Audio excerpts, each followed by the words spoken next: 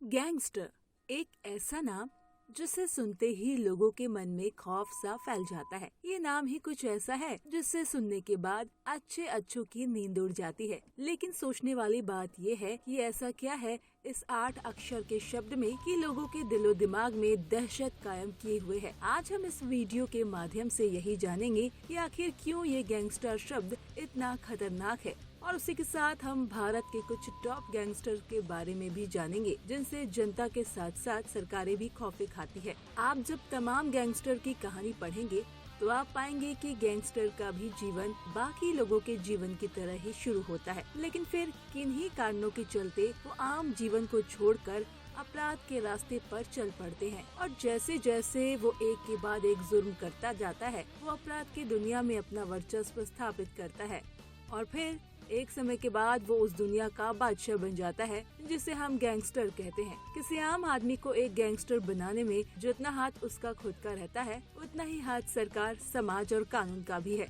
शायद आपको मेरी ये बात थोड़ी सी अटपटी लग रही हो, लेकिन यदि आप चीजों को गंभीरता से देखेंगे तो आपको ये मालूम चलेगा कि कोई भी गैंगस्टर आम आदमी से गैंगस्टर अपनी खुशी से नहीं बनता। जब आप तमाम गैंगस्टर की जीवनी पढ़ेंगे तो आप पाएंगे कि उन्हें समाज से, सरकार से या कानूनों से इंसाफ नहीं मिला, जिसकी वजह से उन्होंने स्वयं ही खुद को इंसाफ दिलाने के लिए जुर्म का रास्ता अपनाया। हालांकि जिस रास्ते का प्रयोग वो खुद को इंसाफ दिलाने के लिए करते हैं वो सरासर गलत है और कभी भी अहिंसा से किसी का हल नहीं निकला है। अहिंसा का मार्ग बेहद गलत मार्ग है जिसका भविष्य बहुत ही अंधकार भरा है। किसी को भी इस राह पर जाने के बारे में सोचना भी नहीं चाहिए, लेकिन उसी के साथ कानून को भी ये कोशिश करनी चाहिए कि हर किसी को इंसाफ मिल सके, जिससे वो कभी ऐसे काम करने के विषय में सोचे ही नहीं। आम भाषा में गैंगस्टर उन्हें कहा जाता है जिनके ऊपर हत्या की कोशिश, लूट, फिरौती, रंगदारी, स्मगलिंग, किडनैपिंग, अवैध चीजों की तस्करी जैसे संगीन अपराध लगे हो। तो आज हम आपको ऐसे ही कुछ गैंगस्टर के बारे में बताने जा रहे हैं जिनसे जनता के साथ साथ सरकारें भी कांपती है।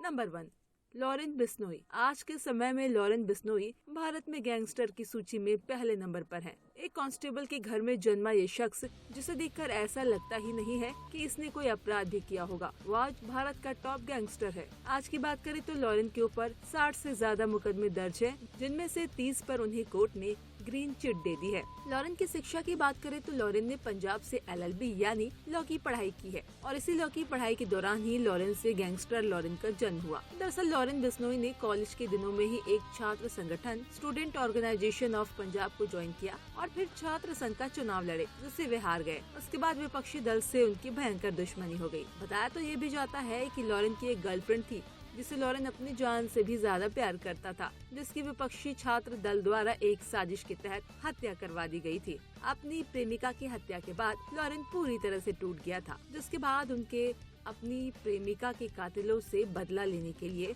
SOOP के प्रेसिडेंट गोल्डी बरार के साथ मिलकर जग्गू भगवानपुरी गैंग में जाकर शामिल हो गया। साल 2010 में लॉरेन के खिलाफ पहली FIR दर्ज हुई और उसके बाद फिर ये सिलसिला बढ़ता ही चला गया। 2015 में लॉरेन को जोधपुर जेल भेजा गया और फिर वहां से भरतपुर जेल, लेकिन ये जेल के 4 दीवारें उसे बहुत दिनों तक कैद नहीं कर पाई और एक पेशी के दौरान लॉरेन कोर्ट से ही भाग निकला। साल 2015 में ही लॉरेन के जेल जाने के बाद लॉरेन का सबसे खास आदमी गोल्डी बरार कनाडा भाग गया और आज भी वो वहीं से बैठकर पूरी गैंग ऑपरेट करता है। बीते दिनों पंजाब के मशहूर सिंगर सिद्धू मूसेवाला की हत्या की भी जिम्मेदारी गोल्डी बरार ने ही एक फेसबुक पोस्ट के जरिए ली थी। आज के समय में लॉरेन बिश्नोई दिल्ली की तिहाड़ जेल की बैरक नंबर 8 में बंद है, लेकिन ऐसा मानना है कि वो जेल के अंदर से ही पूरी गैंग चला रहा है। एक रिपोर्ट के अनुसार पूरी दुनिया में 700 शूटर लॉरेन के लिए काम करते हैं, जो लॉरेन के सिर्फ एक इशारे पे भी किसी को मार सकते हैं। आपको ये बात सुनकर थोड़ा आश्चर्य जरूर होगा, लेकिन लॉरेन शहीद भगत सिंह को अपना रोल मॉडल मानता है और खुद को एक समाज सेवक मानता है। सोशल मीडिया में भी लॉरेन की काफी फैन फॉलोइंग है।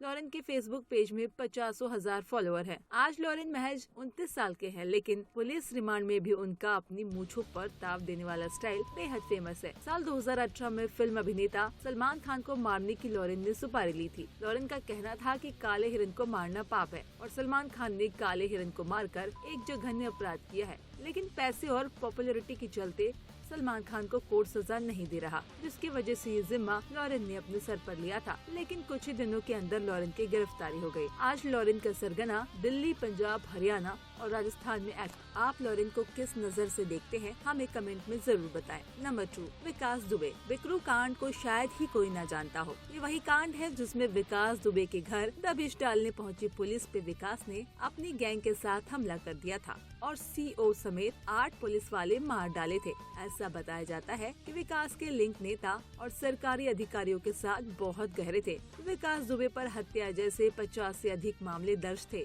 सावन में मध्य प्रदेश के उज्जैन शहर में स्थित महाकाल मंदिर से पुलिस ने उन्हें गिरफ्तार किया था। लेकिन वही लोगों का ये भी मानना था कि विकास ने खुद सरेंडर किया था। वहां से लाते समय रास्ते में एसटीएफ ने एनकाउंटर कर दिया, जिसके बाद प्रयागराज हाई कोर्ट के काफी सवाल उठे थे। नंबर 3, श्री प्रकाश शुक्ला। एक ऐसा नाम था जिससे जनता के साथ साथ पुलिस भी थर्राती थी। ऐसा बताया जाता है कि एक चेकिंग के दौरान श्री प्रकाश की गाड़ी को पुलिस ने रुकवा लिया था, जिसमें शुक्ला ने अपना परिचय AK-47 बंदूक दिखाकर दिया था, जिसके बाद वहां मौजूद पुलिस वालों के पसीने ही छूट गए और उसे वहां से जाने दिया। श्री प्रकाश के जुर्म की शुरुआत तब हुई जब वो अपनी बहन को कोचिंग से लेने जा रहा था और उसने वहां देखा कि कुछ लड़के उसकी बहन के साथ बदतमीजी कर रहे हैं। शुक्ला ने उस लड़के को वही जान से मार दिया और जुर्म की दुनिया में दाखिल हो गया। श्री प्रकाश पे एक विधायक की थाने में घुसकर हत्या, मंत्री व बड़े व्यापारी से रंगदारी जैसे तमाम बड़े आपराधिक कामों में नाम था। आपकी जानकारी के लिए बता दें, उस समय के तत्कालीन सीएम कल्याण सिंह की श्री प्रकाश द्वारा 5 करोड़ में सुपारी लेने के बाद एसटीएफ स्पेशल टास्क फोर्स का भी गठन श्री प्रकाश को मारने के लिए ही हुआ था, जिनसे एक मुठभेड़ में उसका एनकाउंटर कर दिया। रंगबाज फिल्म भी श्री प्रकाश की ही कहानी पर आधारित है। नंबर 4, सुक्खा कहालून। इसे शार्प शूटर के नाम से भी जाना जाता है और शूटर फिल्म भी इसी पर आधारित है। सन 2000 में सुक्खा ने 17 साल की उम्र में पहला मर्डर करके जुर्म की दुनिया में कदम रखा, लेकिन नाबालिग होने के कारण उन्हें कड़ी सजा न हो सकी। 2000 से लेकर 2015 तक हरियाणा, राजस्थान और वेस्ट बंगाल में जिसका खूब आतंक था। ऐसा बताया जाता है कि सुक्खा की बीवी का मर्डर कर दिया गया था, जिसकी वजह से वो और भी ज्यादा खूंखार हो गया था। सुक्खा के निशाने के भारत समेत अन्य देशों में भी चर्चे थे। 2015 में पुलिस हिरासत में ही विकी गोल्डन गैंग ने गोली चलाकर हत्या कर दी और पुलिस के सामने ही नाचने लगे। नंबर 5, पिप्पल गुज्जर। हरियाणा में जन्मा पिप्पल अपनी पूरी गैंग राजस्थान से ऑपरेट करता था। हत्या, लूट ऐसे बहुत से मामले इस पर दर्ज हैं। पुलिस इसे गिरफ्तार कर जेल लेकर जा रही थी, तभी इसके साथियों ने पुलिस पर फायरिंग करके उसे छुड़ा लिया। हालांकि इस गोलीबारी में इसके एक साथी की जान चली गई। अपने मारे गए साथी का बदला लेने के लिए ये कलूर पहुंच गया, जहां पुलिस ने इसे गिरफ्तार कर लिया, लेकिन इसके साथियों ने इसे वहां से भी बंदूक के बल पर छुड़ा लिया। पीपला गुज्जर पर सरकार ने 4 लाख का इनाम रखा है। आप यदि और भी गैंगस्टर के जैसे नीरज भवाना, आनंद पल सिंह, देवेंद्र बबीहा तो हमें कमेंट पे जरूर बताएं। यदि आपकी ज्यादा डिमांड आए, हम आपके दिए गए विषय पर एक नया वीडियो जरूर लेकर आएंगे। दोस्तों, वीडियो पसंद आया हो तो वीडियो को लाइक जरूर करें और चैनल पे नए हैं तो चैनल को सब्सक्राइब करना बिल्कुल ना भूलें।